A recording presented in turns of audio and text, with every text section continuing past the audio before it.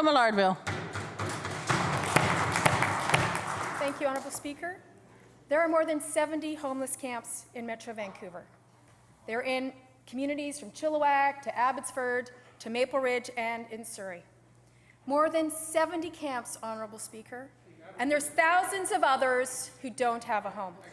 But this government doesn't even know how many homeless people there actually are in British Columbia. And why?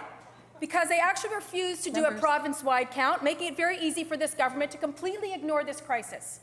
So my question, Madam Speaker, for the Minister is why does the Minister continue to refuse to do a province-wide homelessness count? Minister responsible for housing.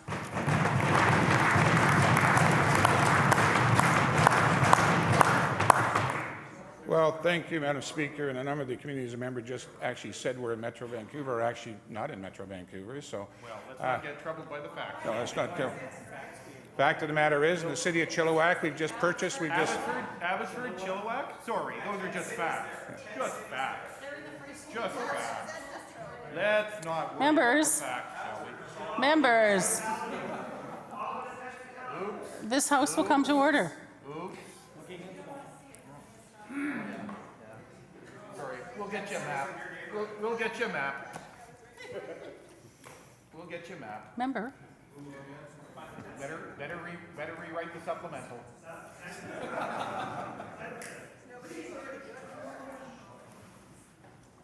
Minister. Over to you. Thank you, Madam Speaker. You know, and I actually don't.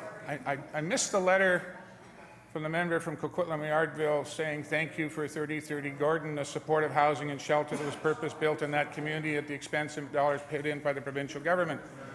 I missed the fact that the member didn't mention that we've already just bought another building in Chilliwack. We're actually in the planning stage and have announced the money for another supportive housing and purpose-built shelter in Chilliwack to help them deal with their needs. Missed the fact that we've already done 2 new buildings in Abbotsford, and we're already in the middle of doing another planning for additional facility. Missed the fact that we put money on the table for a purpose-built shelter in Maple Ridge, in addition to adding all kinds of other supports to put wraparound supports around people in that community. Missed the fact that there's a purpose-built shelter in Surrey, purpose-built shelter in Surrey that's about to be approved, that has the money committed to it, and other facilities that have already been built there. Missed the fact that there's a purpose-built shelter and supportive housing project in Langley, all the way across Metro Vancouver. There is one exception, however. There is no purpose-built shelter or supportive housing project for people with homelessness and mental health and addictions in the city of Burnaby, because the mayor of that community refuses to zone a property and recognize that maybe he'd like to do something in that community and maybe, just maybe, take an example from those other communities in British Columbia.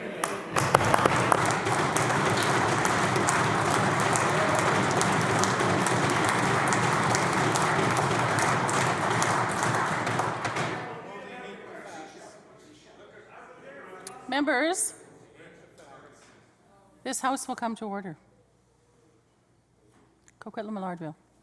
Well, this minister missed the fact that there's 4,000 people without a home. 4,000.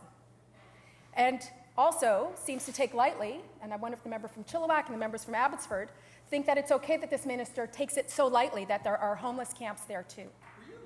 The minister, members.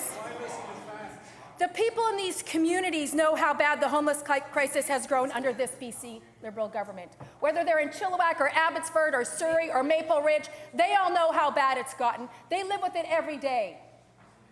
The people in Maple Ridge know this government is so neglectful that when this government tried to announce resources for the Iron Horse Youth Homeless Shelter that was closed 2 years ago, it really demonstrated just how out of touch this government is. So I want to know from this minister, Madam Speaker, what would it finally take for this government to actually do a real homeless count of the real people who are out there on the streets in every single community of this province? Minister responsible for housing.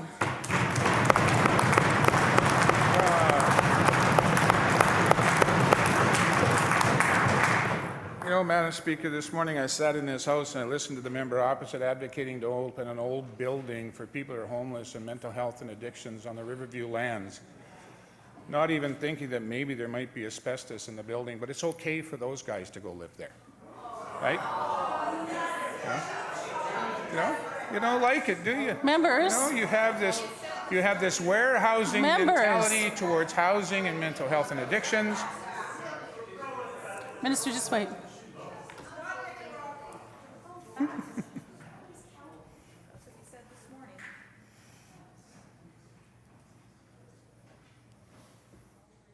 Please continue. Thank you, Honourable Speaker. And to the member opposite, the fact of the matter is that for homelessness and mental health and addictions, there have been probably close to 8,000 to 9,000 units developed in British Columbia in just the last 5 years. In addition to that, to additional shelter space, which is the front door to connecting people with outreach workers and ACT teams for healthcare and support to actually connect people with their mental health and addictions. The member didn't mention that we're spending close to $200 million on the Riverview lands right now for a facility for mental health and addictions, a brand new one. Also the replacement of the Maples there, and a commitment to also build a significantly sized seniors project on the Riverview lands in Coquitlam. The fact of the matter, Madam Speaker, pick a community and tell me where you can find a place where there's been no investment in housing in British Columbia, and you won't find one, because we've been making those investments across British Columbia, including some pretty innovative stuff even outside this piece of the file to keep seniors in their homes in small communities. There's 1,350 little seniors cottages have been built across British Columbia for seniors in the last few years alone. And $900 million is about to be invested. In addition to that, just for the member from Vancouver, let's just pick one community. There's also 110 people, families, couples, individuals in the city of Vancouver that's already been approved to buy their first house with a down payment assistance program called Home.